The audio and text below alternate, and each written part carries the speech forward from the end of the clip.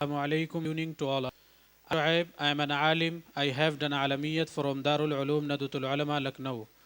Recently, I have completed personality development workshop at Madarasa Baitul Uloom and Sunnah English Medium School. Today, I am honored to present you the functional grammar, and I pray that becomes a great benefit to all of us. There are two important aspects to impart any kind of knowledge to others, and they are motivation and methodology. Learning the grammar is very easy and very simple if grammar is taught in a simple way. So we make every effort to use new teaching techniques, thereby making the process of learning grammar easy and simple. And we try our level best to present the grammar sections as the most interesting, the most relevant task for day-to-day activities. And we focus more on practice sessions because there is no problem even if students commit the mistakes. And nobody learns without first committing mistakes. And remember the golden rule: I listen, I forget, I see, I remember, I practice, I learn. Thereby we focus here 20% on grammar sections and 80% on practice sessions. So practice is very important to everyone.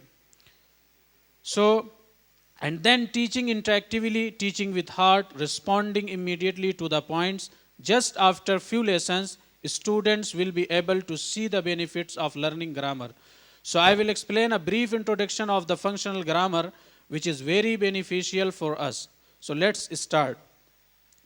To learn English language, we must know how many kinds of subjects are there. So as you can see, these are the kinds of subjects and kinds of tense and kinds of sentences. So there are 3 kinds of tense, as you know very well, and there are 8 kinds of sentences, as you know very well. And after knowing subjects, we must know types of verb. So there are 2 types of verb: regular verbs and irregular verbs. So regular verbs to take D or ED to make their past and past participle form, like play, played, playing. And most of the students, they confuse in all irregular verbs. So first provide them all kinds of irregular verbs, and after taking all kinds of irregular verbs, they can easily understand remaining irregular verbs, as we got at very beginning period. Because regular verbs do not take D or ED to make their past and past participle form, like take, took, taken, taking.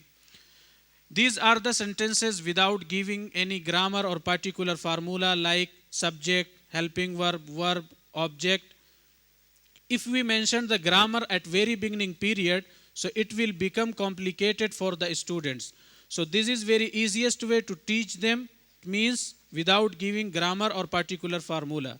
These are the past tense and these are the future tense. Come on the next slide. This is present interrogative sentences. Do you know how to make interrogative sentences? It is very easy and very simple to make interrogative sentences. We have to take only helping verb before subject.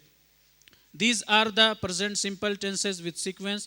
These are the past negative sentence, and these are the past simple sentences with sequence. Come on the next slide. When we should use passive voice. So we use passive voice tense in 3 situations.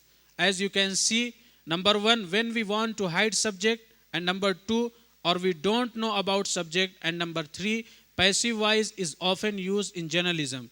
These are the examples. As you can see, the new book is given to you all. We don't know about subject, who is giving the book. These are the past passive voice tenses, and these are the future passive voice. Come on the next slide. This is modal verbs. Do you know about modal verbs? Might you know, but I will explain one by one. And modal verbs are very beneficial for our daily conversations. So we use can as a modal verb. We use can to say something is possible or allowed, or that somebody has the ability to do something, and we use modal verb, and after modal verb we use V1. So for example, I can do this work, I do this work. So as you can see, first sentence is showing the ability and second sentence is showing the habit. And this is could. Come on the next slide. Must. We use must to say that we believe something is certain. For example, you have been traveling all day, you should go to bed. And these are the causative verbs. Do you know about causative verbs? Causative verbs are also very helpful and useful for our daily conversation. If you want to say in Urdu, isko dhulo ya isko dhulwao, isko check karo ya isko check karwao. So how to say you in English? If you know the causative verbs, you can easily understand. You can easily understand.